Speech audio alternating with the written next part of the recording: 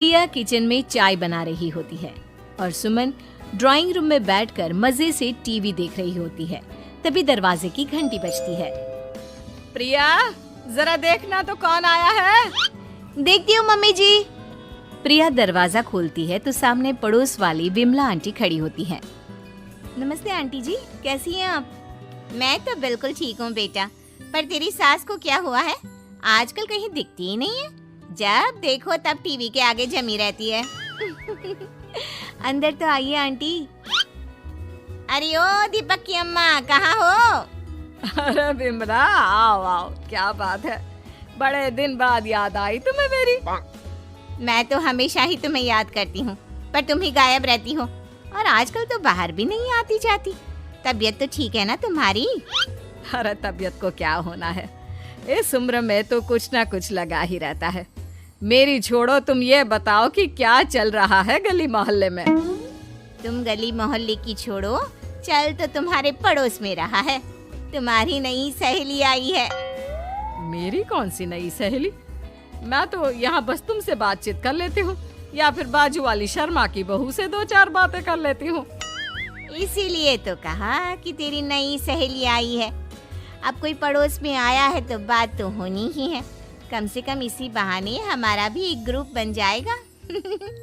फिर सब मिलकर अपनी बहुओं की शिकायतें किया करेंगे। दोनों हंसने लगते हैं। तभी प्रिया चाय लेकर आती है और सामने टेबल पर रख देती है। दोनों चाय पीती हैं और बातें करते हैं। चलो मैं चलती हूँ, अब कल मिलते हैं। राम राम।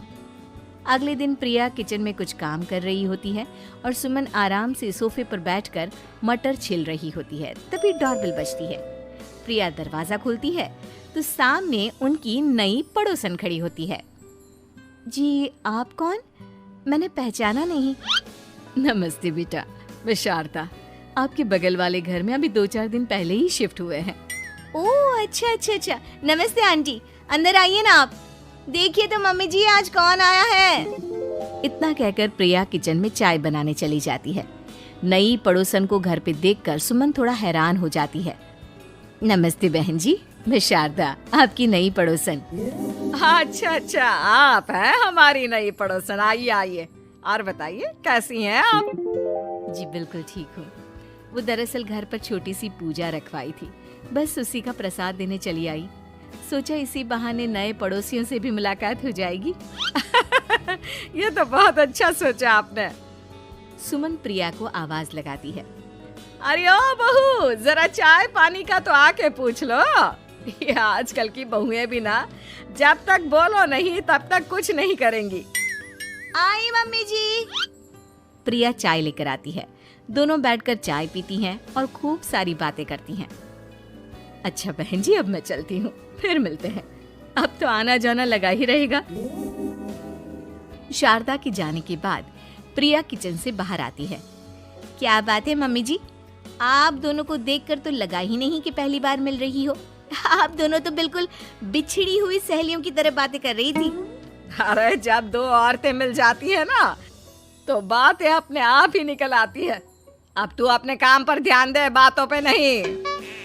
ऐसे ही कुछ दिन बीत जाते हैं। अब सुमन और शारदा अच्छी सहेलियां बन गई होती हैं। दोनों एक साथ मंदिर जाती, मार्केट जाती और कभी कभी तो विमला भी इनके साथ मिलकर खूब हंसी ठिठोली करती। एक शाम तीनों बैठकर सुमन के घर पर चाय पी रही होती हैं कि तभी बहुत तेज बारिश शुरू हो जाती है। सुमन जोर से प्रिया को आवाज लगाती है। प्रिया, ओ प्रिया, देख कितनी तेज बारिश हो रही है। जाके छत से सारे कपड़े ले आ, नहीं तो सब भीग जाएंगे। सुमन 2 बार आवाज लगाती है लेकिन प्रिया का कोई जवाब नहीं आता। शायद प्रिया कुछ काम कर रही है, इसीलिए कुछ जवाब नहीं दे रही। अरे काहे का काम, आराम फरमा रही होगी महारानी। तभी प्रिया बीमार हालत में अपने कमरे से बाहर निकलती है। हाँ मम्मी जी, क्या हुआ? मेरी तबीयत थोड़ी ठीक नहीं है ना, इसलिए आग लग गई।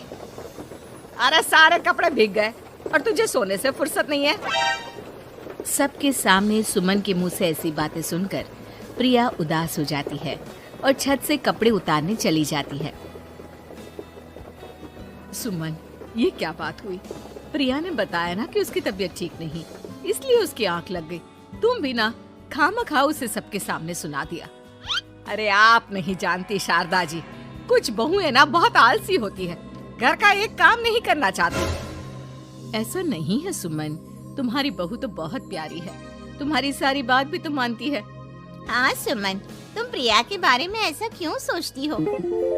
मेरी भी दो बहुएं हैं, लेकिन मैं उन्हें अपनी बेटियों की तरह रखती हूँ। आखिर वो भी तो किसी की बेटियां ही है ना।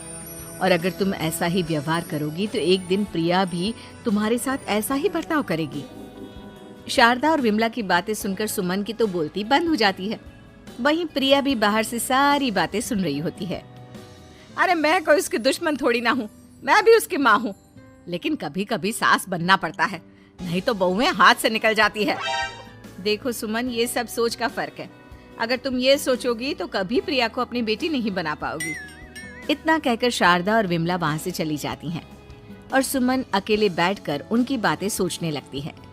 अगले दिन प्रिया और दीपक अपने कमरे में बैठकर बात कर रहे होते हैं और सुमन उनके कमरे के बाहर कुछ काम कर रही होती है और उन दोनों की बातें सुन लेती है। दीपक, तुम्हें पता है हमारे पड़ोस में जो शारदा आंटी है ना, बहुत अच्छी हैं।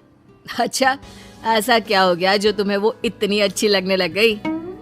कुछ खास नहीं, बस कल जब मम्मी जी मुझे सबके सामने सुना रही थी तो शारदा आंटी ने मेरा साथ दिया। मैं तो सच में हैरान ही रह गई थी जब उन्होंने मम्मी जी को मुझसे ऐसा बर्ताव करने के लिए मना किया। अच्छा, फिर क्या हुआ? होना क्या था, शारदा आंटी तो मम्मी जी को समझा ही रही थी कि बहू को भी बेटी की तरह ही रखना चाहिए, लेकिन मम्मी जी तो मम्मी जी है ना, उन्हें तो मुझ में हमेशा कमी ही दिखती है। काश मुझे भी शारदा आंटी जैसी सास मिली होती जो मुझे भी अपनी बेटी जैसी समझती। सुमन ये सब सुनकर बहुत उदास हो जाती है और वहां से चली जाती है। प्रिया की बातें सुमन के कानों में बार बार गूंज रही थी। उसे बहुत शर्मिंदगी महसूस हो रही थी कि उसने प्रिया के साथ बहुत गलत किया है। अगले दिन सुमन शारदा और विमला को बुलाती है। क्या बात है सुमन, आज तूने ऐसे अचानक क्यों बुलाया? सब ठीक तो है ना? हाँ हाँ, सब ठीक है, तुम दोनों बैठो तो सही। तब तक दीपक और उसके पापा भी आ जाते हैं।